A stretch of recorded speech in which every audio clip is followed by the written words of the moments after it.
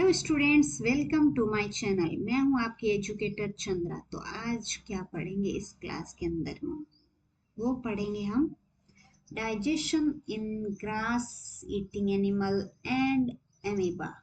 Amoeba के अंदर कैसे डाइजेशन होता है, फीडिंग मैकेनिज्म क्या है, और एनिमल जो ईट करते हैं ग्रास को, उनके अंदर डाइजेशन कैसे होता है। तो जो ये एनिमल है, जैसे ये कौन से एनिमल होते हैं ग्रास ईटिंग, बहुत सारे देखे होंगे, कॉमनली हमने देखे होंगे बफेलो, काउस। तो ये ग्रास को ईट करते हैं, और फिर हमने देखा होगा ये कंटिन्यूअसली ईट कर, मतलब चीव कर रहे होते हैं, है ना। कंटिन्यू चीविंग होती है इनके अंदर, बट वो खाना नहीं खा रहे होते फिर भी चीव कर रहे हैं। ऐसा क्या खा रहे हैं, फिर ऐसा क्या चबा रहे होते हैं, वो क्या चबा रहे होते हैं। वो है ना, जब खाना खाते हैं वो क्विकली स्वेलो कर जाते हैं ग्रास को। जब ग्रास खाते हैं सीधा वो निगल लेते हैं बिना चबाए, बिना ज्यादा चबाए, थोड़ा सा चबाएंगे और निगल लेंगे उसको।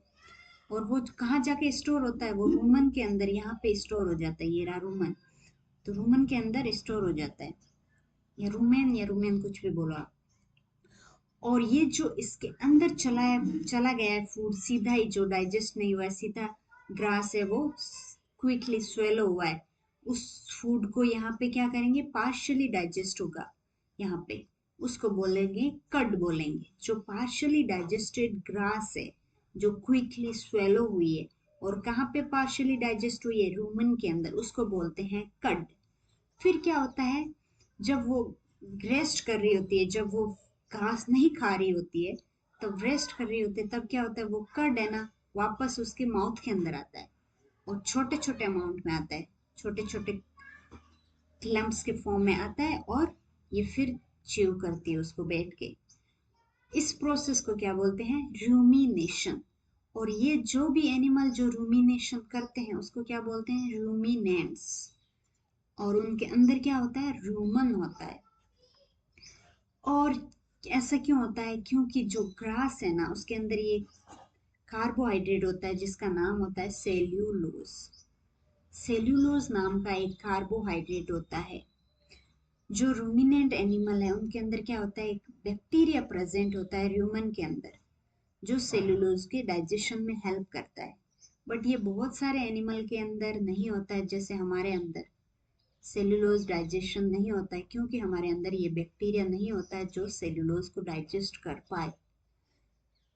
तो जो बाकी एनिमल है जिनके अंदर रूमन नहीं होता है, बट वो भी सेल्यूलोज डाइजेस्ट कर पाते हैं, उनके अंदर क्या होता है, सीकम होता है।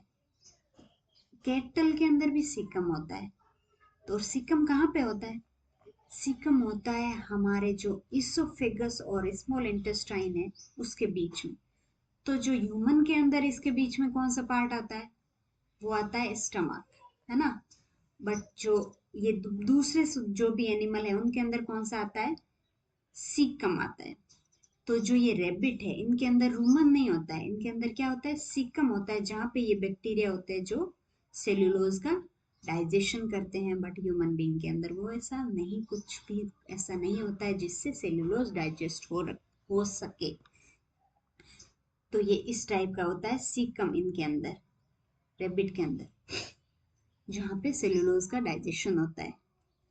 ये देखिए आप, ये इसके अंदर और भी पार्ट होते हैं, रूमन हो गया, और क्या होता है, रूमन होता है, और रेक्टिक्यूलम होता है, और क्या होता है, ओसेमम होता है, ओमेसम सॉरी, और एक होता है सब ओमेसम।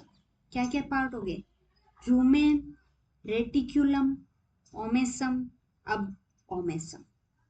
ये भी डाइजेशन में हेल्प करते हैं सेल्यूलोज के, इन दिस केटल्स।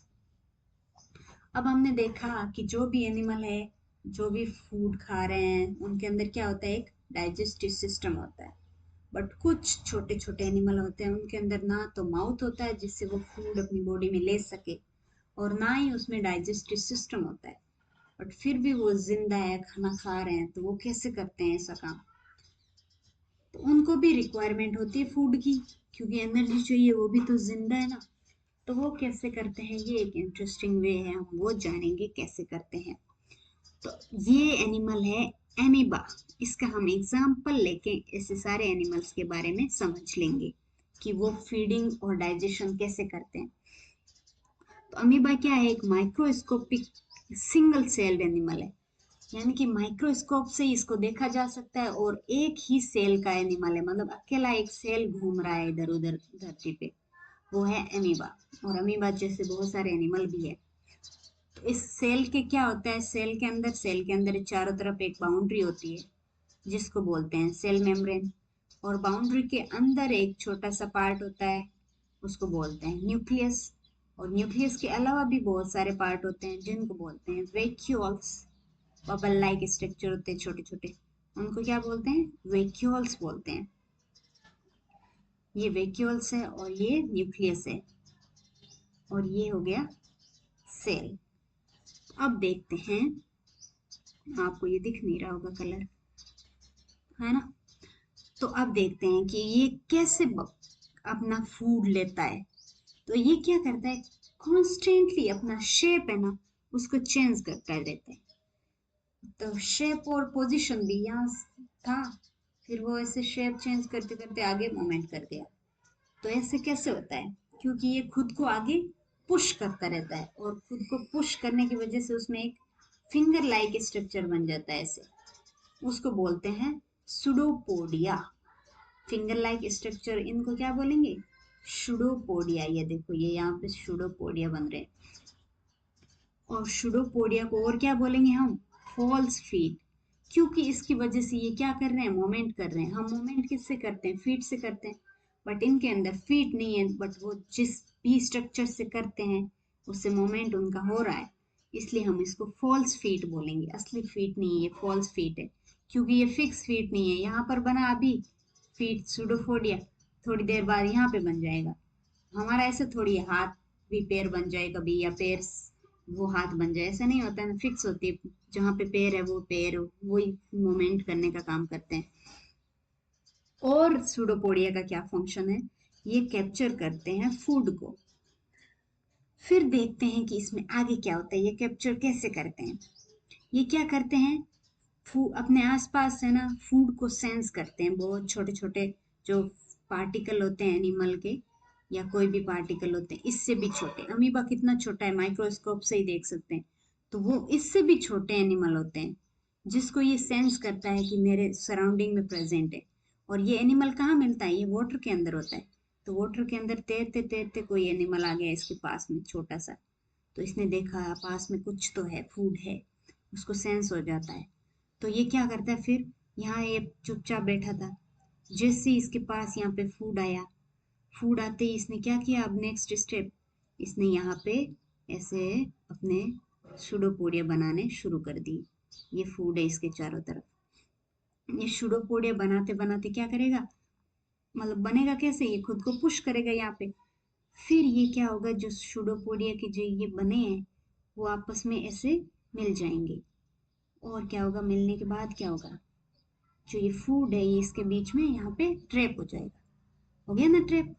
तो इसी ट्रैपिंग को बोलते हैं एंगल्फ। फूड हो गया, फूड पार्टिकल एंगल्फ हो गया।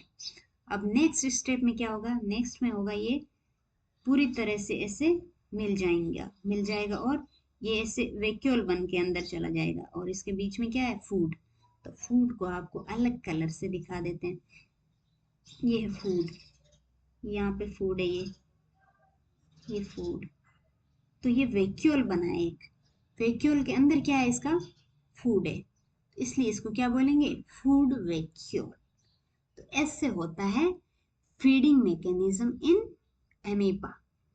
फिर क्या है, इसमें डाइजेशन कैसे होता है, फिर डाइजेशन तो वैसे ही होता है जैसे नॉर्मल एनिमल्स के अंदर होता है। कैसे होता है, ये बेसिक प्रोसेस है, सभी एनिमल्स में एक जैसे ही होता है। और डाइजेशन क्यों होता है, वो भी एनर्जी चाहिए, या उस कोई भी बिल्डिंग या कोई भी चीज बनाने के लिए कंपाउंड चाहिए, तो वो कहाँ से आएगा, फूड से आएगा। तो डाइजेशन कैसे होता है, जो फूड वैक्यूल है, जो ये वैक्यूल है मान लो, इसके अंदर क्या है, डाइजेस्टिव जूसेस बनते हैं, और वो उसी जूसेस की हेल्प से क्या होता है, फूड का डाइजेशन होता है। और डाइजेशन के बाद क्या होता है, फूड मतलब डाइजेशन में फूड ब्रेक डाउन होता है, उसके बाद क्या होता है, बाद में होता है एब्जॉर्ब हो जाता है, जो फूड इस मतलब इस एनिमल को चाहिए वो फूड एब्जॉर्ब हो जाता है, डाइजेस्टेड फूड। और जो एब्जॉर्ब होने के बाद उसको अनडाइजेस्टेड फूड जो बच गया है उसको वापस क्या कर दिया जाएगा, उसको बाहर की तरफ छोड़ दिया जाएगा, उसको बोलेंगे इजेशन प्रोसेस। तो ये सेम टू सेम हुआ हमारे जैसे क्या होता है इसमें, डाइजेस्टिव जूस बनते हैं जो डाइजेस्ट करते हैं, फूड को ब्रेक डाउन करते हैं, और फिर क्या होता है इनके अंदर एब्जॉर्प्शन होता है, फिर इनका यूज कहाँ होता है, कोई एनर्जी के लिए, ग्रोथ के लिए, मल्टीप्लिकेशन के लिए, इनको और डिवाइड करने के लिए होता है इनका यूज, जैसे हमारे अंदर हो रहा था। फिर अनडाइजेस्टेड फूड को बाहर की तरफ, वैक्यूल से बाहर की तरफ छोड़ दिया जाता है, वैसे ही हमारे अंदर भी अनडाइजेस्टेड फूड को बाहर फेंक दिया जाता है बॉडी से, वैसे वैसे यहाँ पे हो रहा है। तो ये सब चीजें हमारे जैसे, मतलब हर कोई ऑर्गेनिज्म में सेम है, बट फीड मतलब फूड को अपनी बॉडी में लेने का जो प्रोसेस है इनके अंदर बहुत अलग था। Okay, thank you so much. Bye bye. Take care.